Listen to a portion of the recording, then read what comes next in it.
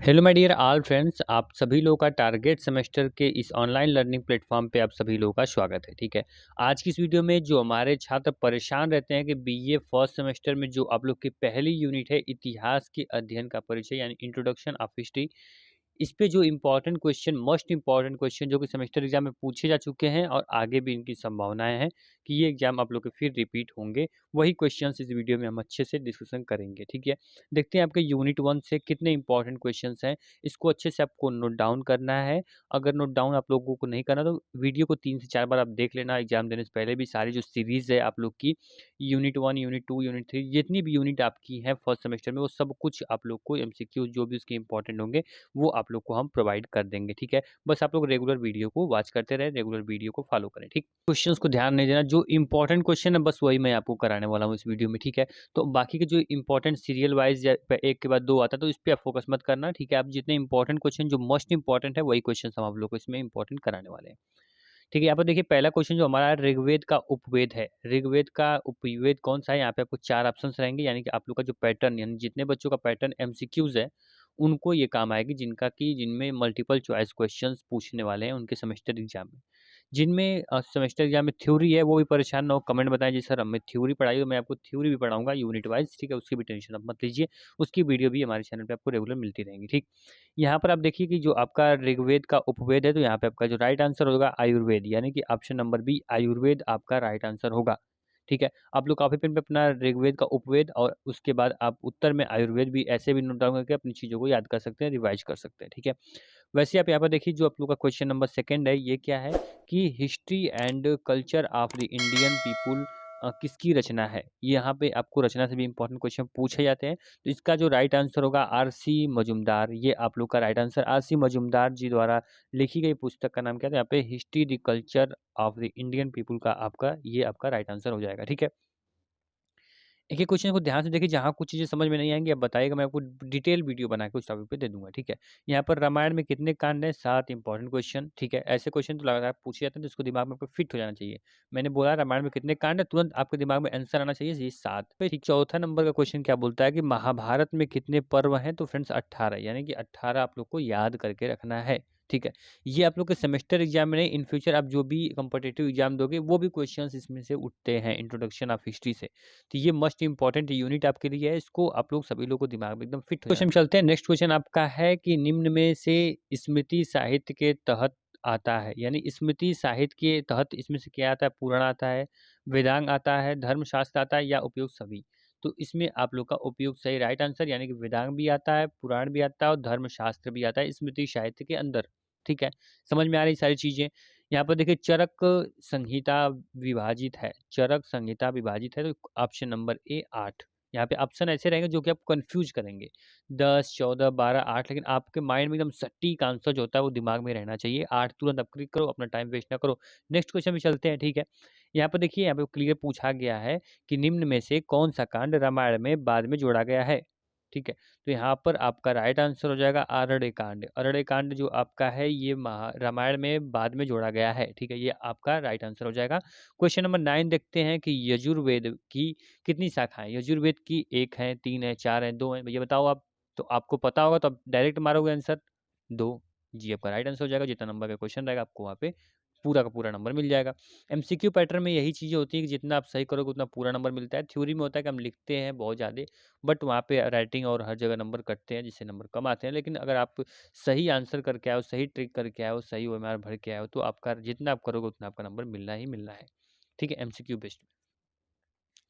ब्राह्मण है, शतपथ ब्राह्मण है, तो यहाँ पे आपका यजुर्वेद का ब्राह्मण, यानी यजुर्वेद के यहाँ पे शतपथ ब्राह्मण है, तो इसको भी आपको याद रखना है। यहाँ पर आप देखिए 11, यानी देखिए जो हम पढ़ते हैं ना वो चीज़ें थोड़ी देर में समझ में आती हैं। आप ये क्वेश्चंस को देखे होंगे, पढ़े होंगे, वो अलग मैटर है। लेकिन यहाँ पे जब एक बार सुन लोगे क्वेश्चंस को तो आप दिमाग में मान लीजिए इसको रिपीट भी नहीं करते हो, तो जैसे पेपर में देखोगे आपको याद आएगा कि हाँ मैंने टारगेट सेमेस्टर पे शुभम सर द्वारा ये चीज़ें मैंने एक बार पढ़ी थी, उन्होंने बताया था, तो ये चीज़ें मुझे दिमाग में है, तो इसका राइट आंसर उन्होंने ये बताया था, तो ये आप करके आओगे तो वहाँ पे भी आपको अच्छा लगेगा और हमें भी अच्छा लगेगा कि हाँ मेरे पढ़ाए हुए स्टूडेंट्स को चीज़ें समझ में आ रही हैं। ठीक है, भारतीय संगीत का मूल कहा जाता है सामवेद को। भारतीय संगीत का मूल कहा जाता है सामवेद को। यहाँ पर all of the Mughal empire रचना किसकी है? तो फ्रेंड्स यहाँ पे होगा जद्दनाथ सरकार, यानी कि जद्दूनाथ सरकार की ये आपकी fall of the Mughal empire रचना है, ठीक है। रामचरित की रचना किसकी? इसको तो आपको बता देना चाहिए तुरंत कि रामचरित की रचना किसने की थी? तो आप बता दीजिए भैया, यहाँ पे तुलसीदास सबको पता होगा, ये तो कॉमन से आपके आंसर है, ठीक है। यहाँ पे देखिए 14 नंबर क्वेश्चन क्या बोलता है कि दश कुमार चरितम रचित है दांडी, दंडी यानी कि दश कुमार चरितम रचित है दंडी द्वारा, ठीक है। क्लियर? हर्षचरित किसके द्वारा लिखी गई है? बाणभट्ट, बाणभट्ट। हर्षचरित किसके द्वारा लिखी गई है? बाणभट्ट, ठीक है। यहाँ पर देखिए ये जो क्वेश्चंस आप देख रहे हो ये क्या है? हिस्ट्री क्या होती है? सबको पता होगा, इंट्रोडक्शन ऑफ हिस्ट्री का आप यूनिट कर रहे हो, क्वेश्चन कर रहे हो, हिस्ट्री क्या होती है? हिस्ट्री माय डियर फ्रेंड्स ये होती है कि जो हमारे पीछे की घटनाएं हुई हैं उसी को हम हिस्ट्री बोलते हैं। को मानव जीवन मिला है तो हम बोलते हैं कि कुछ ऐसा करके जाए जो कि इतिहास बन जाए, जो कि एक हिस्ट्री बन जाए, समझ रहे हैं? अब कुछ ऐसा काम करोगे जो कि एक हिस्ट्री, जैसे कि मान लीजिए एपीजे अब्दुल कलाम है, उन्होंने हिस्ट्री बना गई, इसलिए हम याद करते हैं कि उनको हम पढ़ते हैं हिस्ट्री की बुक में कि हाँ इन्होंने ये हिस्ट्री क्रिएट करके ये गए थे, ठीक है। जो हमारे पास्ट में चीजें हुई हैं उससे हम क्या बोलते हैं? हिस्ट्री बोलते हैं। तो वो सारी चीजें, यानी कि ये रचना किसने लिखी है, इसने कौन-सा ये कांड किया है, ये कितने हैं, ये कौन था, तो वो सारी चीज़ें आप लोग की हिस्ट्री में आती है। तो जो हिस्ट्री में हुआ है बस वही चीज़ें हम पूरा इसमें पढ़ेंगे और उसी को हम हिस्ट्री बोलते हैं, ठीक है। तो यहाँ पर पूछा जा रहा है कि हर्षचरित किसके द्वारा लिखी गई थी? तो बाणभट्ट, ठीक, किसके द्वारा लिखी गई थी मतलब उसको हम हिस्ट्री में पढ़ रहे हैं, समझ रहे हो आप? क्वेश्चन है कि कल्हड़ की राज तरंगिणी में कितने तरंग हैं? तो फ्रेंड्स यहाँ पे 8, ठीक है। यहाँ 9, 11, 10 है लेकिन आपको सबको इग्नोर करके 8 पे राइट आंसर करना है। कालिदास किसके शासन काल में थे? चंद्रगुप्त द्वितीय, चंद्रगुप्त द्वितीय के शासन काल में कालिदास जी थे, ठीक है। यहाँ पर देखिए जो आपका नेक्स्ट ऑप्शन है, आपका नेक्स्ट क्वेश्चन है कि गोपथ ब्राह्मण संबंधित है, गोपथ ब्राह्मण संबंधित है, तो आपका राइट आंसर हो जाएगा अथर्ववेद से, अथर्ववेद से गोपथ ब्राह्मण संबंधित है, ठीक है। सबसे पुराना वेद कौन सा है? बता दो भैया, सबसे पुराना वेद, ये तो पता होना चाहिए, आप क्लास 7th 8th में पढ़े होंगे। सामवेद, यजुर्वेद, अथर्ववेद या ऋग्वेद, ऋग्वेद। अगर आप देखिए जो पहली यूनिट आपकी है ना, ये सबसे इजी यूनिट है। ये बहुत सारे क्वेश्चन आपको पहले से पता होंगे, बहुत सारे क्वेश्चंस आप लोग अपने एकेडमिक सीजन में ही, यानी कि आप 7 8 9 10 11 12 तक आप लोगों ने कहीं ना कहीं देखा होगा, सुना होगा, ठीक है। यहाँ पर देखिए त्रिपिटक किसकी धार्मिक पुस्तक है? त्रिपिटक किसकी धार्मिक पुस्तक है? तो फ्रेंड्स बौद्ध, याद रखना बौद्ध, ठीक है। यहाँ पर आपका नेक्स्ट क्वेश्चन है, वल्लभी विश्वविद्यालय स्थित है कहाँ पे? गुजरात में, ठीक है। बिहार में, बांग्लादेश में, उत्तर प्रदेश ऑप्शन है, बट आपका गुजरात राइट आंसर हो जाएगा, ठीक है। यहाँ पर फ्रेंड नेक्स्ट क्वेश्चन जो बोलता है कि नेचुरल हिस्ट्री किसके द्वारा लिखी गई थी? नेचुरल हिस्ट्री किसके द्वारा लिखी गई थी? तो फ्रेंड्स आपका राइट आंसर ए हो जाएगा, प्लिनी, प्लिनी के द्वारा नेचुरल हिस्ट्री लिखी गई थी, ठीक है। यहाँ पर ऋग्वेद के स्तुतों की संख्या है, ऋग्वेद के स्तुतों की संख्या कितनी है?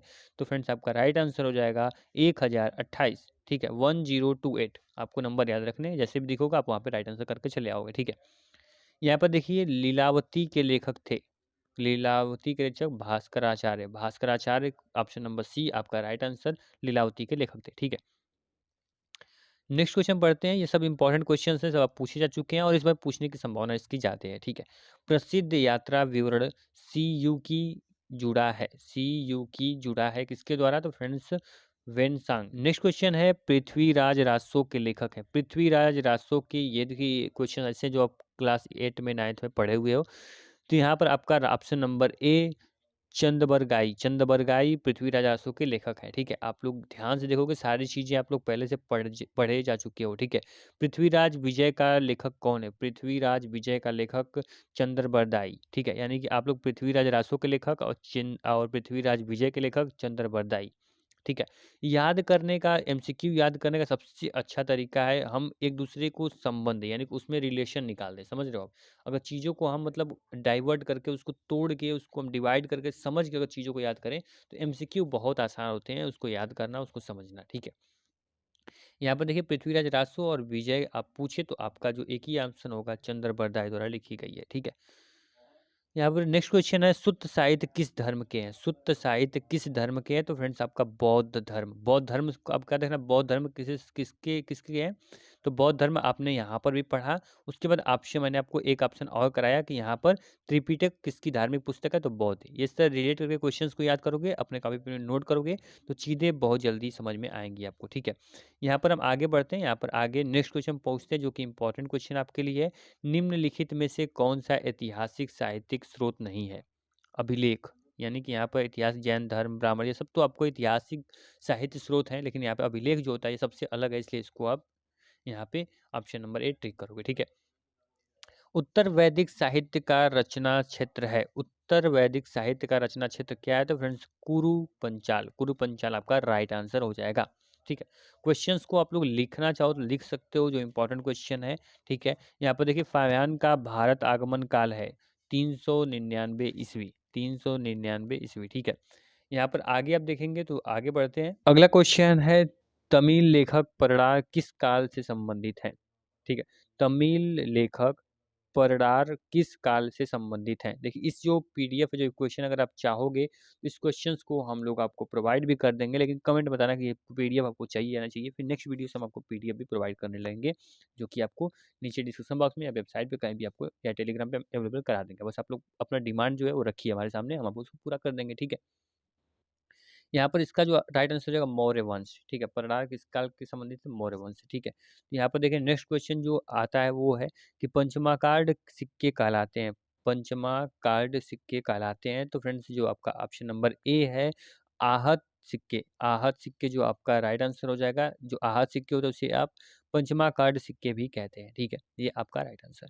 कौन सी रचना कालिदास की नहीं है? ऐसे क्वेश्चन घुमा के पूछता है आप लोग को, तो ये आपको पता होना चाहिए। यहाँ पर सभी जो आपको 3 रचनाएँ ये आपको कालिदास की दिख रही हैं, लेकिन जो मुद्राराक्षस आपकी जो ऑप्शन नंबर सी है, ये आपका राइट आंसर, मुद्राराक्षस आपके राइट आंसर हो जाएँगे। ये आप लोगों की कालिदास द्वारा लिखित नहीं है, ठीक है। निम्न में से यहाँ पर चीनी यात्री नहीं है, यानी कि ये पूछ रहा है कौन इसमें चीनी यात्री नहीं है, तो आपको यहाँ पे दिख रहा होगा एरियन जो थे वो चीनी यात्री नहीं थे। यहाँ पे 3 ऑप्शन आप लोग को जो भी पूछ रहा है, हेनसांग या फिर सुंगयून या फिर फायान, ये सारे चीनी यात्री थे, ठीक है। निम्नलिखित में से किसमें उत्तरापथ और हखमी साम्राज्य का वर्णन है? निम्नलिखित में से किसमें उत्तरापथ और हखमी साम्राज्य का वर्णन है? तो फ्रेंड्स आप लोग का ऑप्शन नंबर डी हिस्टोरिका में आप लोग का राइट आंसर हो जाएगा। हिस्टोरिका आपको याद रखना है, हिस्टोरिका में क्या था? तो फ्रेंड्स आप लोग को जो ऑप्शन रहेगा वो आपका उत्तरापथ और हखमी साम्राज्य का वर्णन है, ठीक है। इतना क्लियर हुआ। इंडिका के लेखक हैं, इंडिका के लेखक कौन है? तो फ्रेंड्स आपको 4 ऑप्शंस रहेंगे, उसमें जो राइट आंसर आपका दिखेगा मेगस्थनीज जो आपका राइट आंसर है, इंडिका के लेखक है, ठीक है। यहाँ पर नेक्स्ट क्वेश्चन जो आप देखेंगे वो आपका है कि हिस्टोरिका के लेखक कौन है? ठीक है, हिस्टोरिका के लेखक कौन है? राइट आंसर हो जाएगा यहाँ पर हेरोडोट्स आपके राइट आंसर हो जाएंगे, जो कि हिस्टोरिका के लेखक हैं, ठीक है। तो रिलेट कर सकते हो हेरो से हिस्टोरिका, ठीक है, ऐसे भी आप याद कर सकते हो। कौन सी शाखा कृष्ण यजुर्वेद से संबंधित नहीं है? कौन सी शाखा कृष्ण यजुर्वेद से संबंधित नहीं है? तो राइट आंसर हो जाएगा विजसनेयी। विजसनेयी जो आपके राइट आंसर हो जाएंगे। इन मतलब कि ये आपके कृष्ण यजुर्वेद से संबंधित नहीं है। बाकी आप लोग यहाँ पर देखोगे कपिस्थल, काठक और मैत्रेयी, ये सारे लोग कृष्ण यजुर्वेद से संबंधित हैं, ठीक है। आगे बढ़ते हैं तो यहाँ पर अगला क्वेश्चन जो आपका पूछे, बृहदेश्वरी मंदिर का निर्माण किसने कराया था? ठीक है, बृहदेश्वरी मंदिर का निर्माण किसने कराया था? तो फ्रेंड्स आप लोग का जो right answer option number C Raja Raj, यानी राजा राज के द्वारा यहाँ पे आप लोग का बृहदेश्वरी मंदिर का निर्माण करवाया गया था। 74 मोस्ट इंपॉर्टेंट क्वेश्चन, इसको आप लोग नोट कर लोगे, ठीक है। 1854 की वुड डिस्पैच की उपलब्धियों का मूल्यांकन करने के लिए किस आयोग का गठन किया गया था? तो friends option number B Hunter आयोग। हंटर आयोग का नाम जैसे ही आप सुनोगे उसमें आप लोग का 1854 का वुड डिस्पैच की उपलब्धि का मूल्यांकन करने के लिए आयोग का जो नाम है वो हंटर आयोग है। आपके दिमाग में तुरंत घंटी बज जानी चाहिए, ठीक है। तो ये आप लोग के यूनिट 1 के मोस्ट इंपॉर्टेंट क्वेश्चन, इससे बाहर आपके बहुत कम चांस के क्वेश्चन आप आने वाले हैं। बाकी जो आप लोग बुक वगैरह पढ़ोगे तो उससे भी बहुत सारे क्वेश्चन आप लोग को समझ में आ जाएंगे, ठीक है। इन क्वेश्चन को अच्छे से नोट कर लीजिए। ये आप लोग के इंपॉर्टेंट क्वेश्चन यूनिट 1 का था। अब यूनिट 2 यूनिट 3 जल्द ही आप लोग को लगातार हम सीरीज आप लोग के एग्जाम से पहले हम खत्म कर देंगे, ठीक है। ठीक है। तो उम्मीद करते हैं वीडियो काफ़ी हेल्पफुल रही होगी। वीडियो को लाइक कर देना और चैनल पहली बार आए तो सब्सक्राइब करके बेल आइकन ऑन करना। सेमेस्टर एग्जाम से रिलेटेड जो भी आपको important previous year paper, important practice set, question जो भी रहेंगे हम आपको टारगेट सेमेस्टर के माध्यम से आप तक पहुँचाते रहेंगे। थैंक यू फ्रेंड, मिलते हैं नेक्स्ट वीडियो में।